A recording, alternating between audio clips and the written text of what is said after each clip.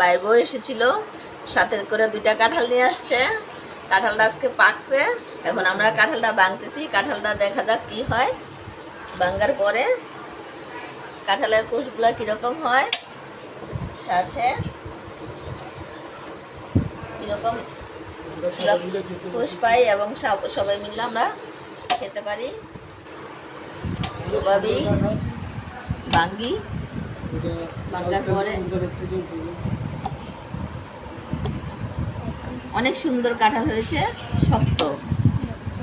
দাউদকান্দির কাঁঠাল, দাউদকান্দির গোয়ালমারি থেকে আসছে, কুমিল্লা দাউদকান্দি গোয়ালমারি থেকে আসছে কাঁঠাল, খুবই সুন্দর এবং শক্ত, খেতেও অনেক সুস্বাদু।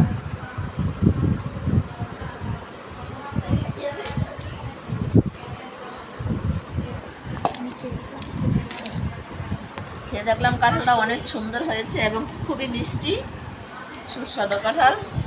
ফলের রাজা কাঁঠাল, সেটার প্রমাণ আর কোনো ইয়েতে হয় না, সেটার প্রমাণ এই কাঁঠালই। এবং কাঁঠাল আমাদের জাতীয় ফল, সেই সাথে কাঁঠাল হচ্ছে খুবই শক্তিশালী একটা ফল।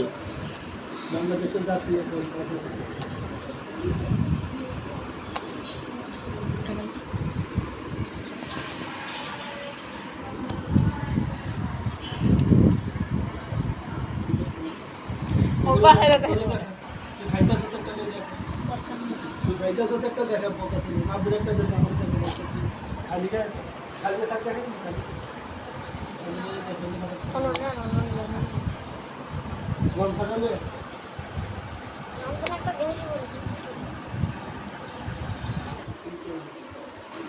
কাঁঠালটা খুবই সুন্দর,